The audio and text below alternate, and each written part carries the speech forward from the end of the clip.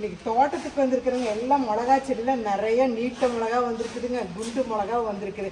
இது நம்மளே வந்து செடி போட்டு அது முளைச்சி அது பூ வந்து காய்க்கிறப்போ, பச்சை மிளகாலாம் காய்க்கிறப்போ ஒரு சந்தோஷமாக இருக்கும். ஒரு நம்ம வீட்டு மிளகாய்ங்க சட்னி ஆட்டி சாப்பிட்டா டேஸ்ட்டு செமையாக இருக்கும். இப்போ என் பசங்களுக்கு கொடுத்தா ஏமா நம்ம வீட்டு மிளகாயா அப்படின்னு அவன் சுருக்குன்னு இருக்குதுமா அப்படின்னாங்க.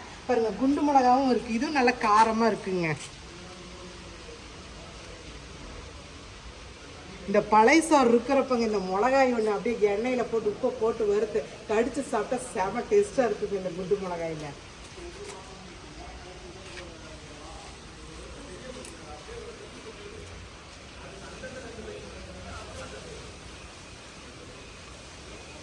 ரோஸ் பாருங்க, நல்லா ரெட் ரோஸ் நல்லா அழகாக விரிஞ்சிருக்குதுங்க. நல்லா ரெட் ரோஸுங்க நல்லா விரிஞ்சிருக்குது பாருங்க.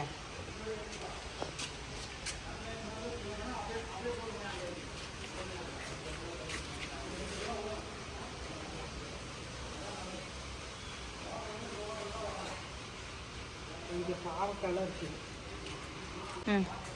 பாருங்க, பாவக்காய் பெருசு பெருசாக வந்துருச்சு. இன்னைக்கு இதுதாங்க நம்ம ஃப்ரை பண்ண போகிறோம். நிறைய குட்டி குட்டியாக இருக்குது பாருங்க.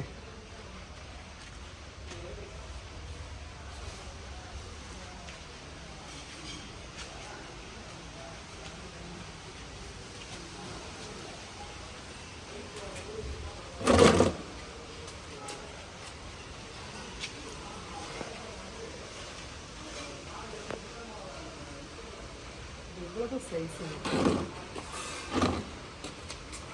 இங்கே நிறைய இருக்கு.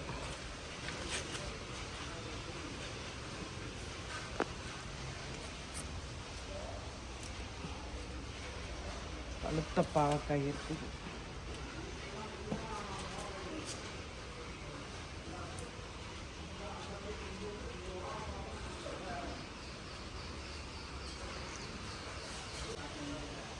இந்த பழுத்த பாவக்காய் வச்சு ஒரு வீடியோ போட்டுப்போங்க, புளிக்குழம்பு செம்ம டேஸ்ட்டாக இருக்குது. நீங்களும் அதை ட்ரை பண்ணி பார்த்து எப்படி இருக்குன்னு சொல்லுங்கள்.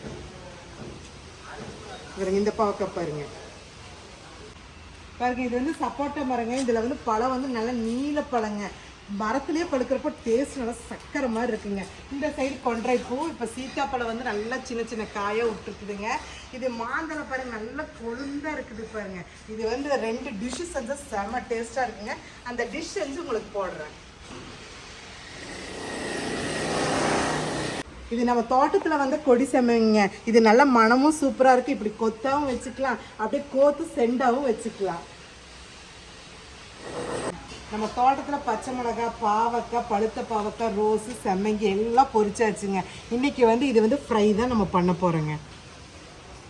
இந்த பழுத்த பாவக்காயை வச்சு புளிக்குழம்பு செய்ய போகிறோம்.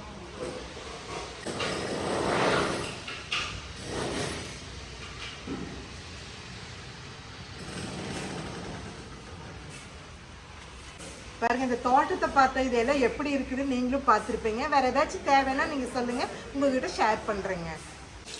நம்ம செடிகளுக்கெல்லாம் தண்ணி அடிச்சுக்கலாங்க.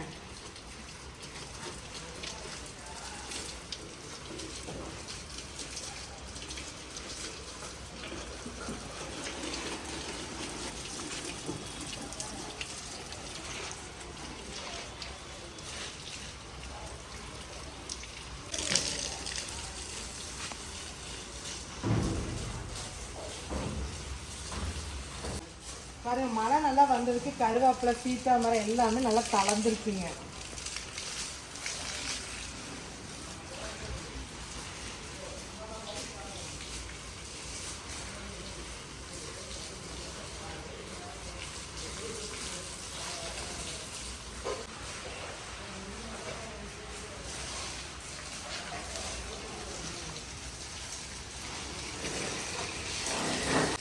பாருங்க, அத்திப்பழம் பாருங்க நல்லா இப்போ காய்க்க ஆரம்பிச்சாச்சுங்க.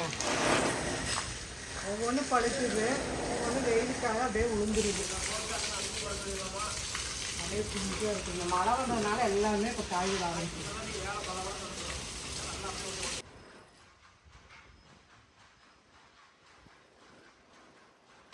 பாருங்க, வீட்டுக்கு வெளியே மருதாணி செடி, வெள்ளரி பூ செடியெல்லாம் வச்சுருக்குங்க. வெள்ளரி பழம் இது வந்து பூ மஞ்சளாக வருதுங்க. ஒரே ஒரு காய் காய்ச்சி தான், அது பழுத்து போச்சு. உங்களுக்கு ஏதாச்சும் இந்த செடி பேர் தெரிஞ்சாலும் நீங்கள் சொல்லுங்கள். இங்கே பாருங்கள், இதுமா கொட்டை போட்டதாங்க, அப்படியே பாருங்க கொழுந்து மாதிரி வர ஆரம்பிச்சிருச்சு. இதை பாருங்க ப்ளூ கலர் சங்குப்பூங்க. இது டீ வச்சு குடித்தா நல்லா இருக்குங்க. அப்படியே கொதிக்கிற ஒரு டம்ளர் தண்ணியில் இந்த 2 சங்குப்பூ போட்டு இந்த ப்ளூ கலர் சங்குப்பூங்க நல்லா ஒரு கொதி விட்டு ஒரு டீ மாதிரி குடிச்சோன்னா ரொம்ப நல்லா டேஸ்ட்டாக இருக்குங்க. நாட்டு சக்கரை போட்டுக்கிறாங்க, நல்லா இருக்குங்க. நம்ம யூடியூப் சேனலை ஃபுல்லும் பாருங்கள், லைக் பண்ணுங்கள், ஷேர் பண்ணுங்கள், சப்ஸ்கிரைப் பண்ணுங்கள். எல்லாமே நல்லாயிருக்கும். உங்களுக்கு ஏதாச்சும் வீடியோ வேணுனாலும் சொல்லுங்கள், நான் போடுறேங்க.